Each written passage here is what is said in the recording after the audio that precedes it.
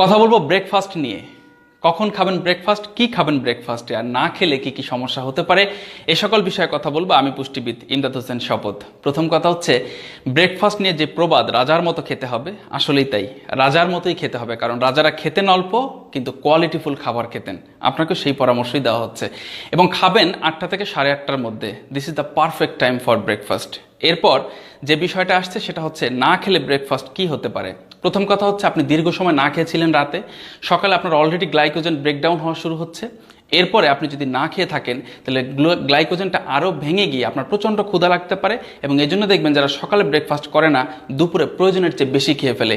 Ultimately চাচ্ছিলেন ওজন কমাতে, সেটা আর হয়ে ওঠে না। দ্বিতীয়ত, ইনসুলিনটা ইমব্যালেন্স হয়ে যায় শরীরে এবং সেক্ষেত্রে আপনি ডায়াবেটিক পেশেন্টদেরকে দেখবেন অনেকে হাইপোগ্লাইসেমিক হয়ে যায় এবং যারা নন ডায়াবেটিক পেশেন্ট তাদের গ্লুকোজের পরিমাণ অনেক কমে গিয়ে প্রচণ্ড মাথা ব্যথা হয়। দ্বিতীয়ত যে বিষয়টা, সকালে ব্রেকফাস্ট না করলে আমাদের মেজাজ খুব খিটখিটে থাকে। এর সায়েন্টিফিক ব্যাখ্যাও আছে। কারণ আমাদের মেজাজ ঠিক রাখার জন্য, অ্যাংজাইটিকে কন্ট্রোল করার জন্য যে হরমোন, তার নাম কর্টিসল হরমোন, এটা সর্বোচ্চ সিক্রেশন হয় সকাল 7টা পর্যন্ত। আপনি যদি এরপরেও দীর্ঘ সময় না খেয়ে থাকেন তাহলে আপনার এই রেঞ্জটা বেড়ে গিয়ে আপনার মেজাজকে ভালো রাখে না। এজন্য দেখবেন যে তাদের মেজাজটা সবসময় খিটখিটে থাকে। তৃতীয়ত, আমাদের বডির যে মেটাবলিজম রেট সেটাকে অনেকাংশে কমিয়ে দেয়। চতুর্থত, যারা এই সকালে ব্রেকফাস্ট করে না তাদের হার্ট ডিজিজ হওয়ার রেশিও অনেক বেশি এবং 16 বছর যাবৎ চালানো একটা গবেষণার ফলাফল বলছি, হার্ট অ্যাটাকে মারা যাওয়া মানুষদের 23%-এরই দেখা গেছে তারা কোনো না কোনো কারণে সকালে ব্রেকফাস্ট করতেন না অথবা খুব দেরি করে ব্রেকফাস্ট করতেন।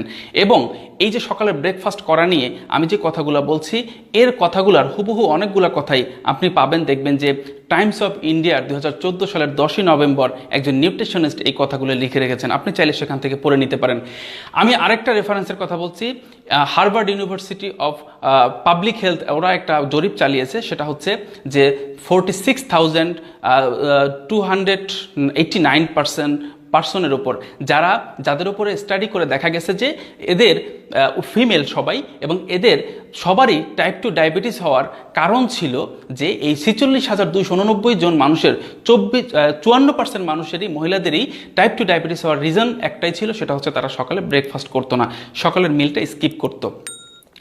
আরেকটা বিষয় যেটা, সেটা হচ্ছে যারা সকালে ব্রেকফাস্টটাকে বাদ দেয় তাদের ক্ষেত্রে অ্যাসিডিটির প্রবলেমটা চরম হয় এবং তাদের অনেকের কনস্টিপেশনের প্রবলেমটাও হয়। সো আমরা বলে থাকি যে আপনি একটা পারফেক্ট টাইমে আপনার সকালের ব্রেকফাস্টটা করেন। দ্বিতীয়ত যে কথা, সেটা হচ্ছে যে ব্রেকফাস্ট আপনি কি খাবেন। আমাদের সাজেশন থাকে আপনার খাবারটা যাতে সুষম হয়, carbohydrate, protein, fat, vitamin, minerals সব যাতে আপনার ব্রেকফাস্টে থাকে। এজন্য আমাদের সাজেশন থাকে আপনি সকালে রুটি খেতে পারেন। অনেকে যেটা করেন যে সাদা আটা বা ময়দার রুটি খান, আমাদের সাজেশন থাকে ব্রাউন আটা খাওয়ার জন্য।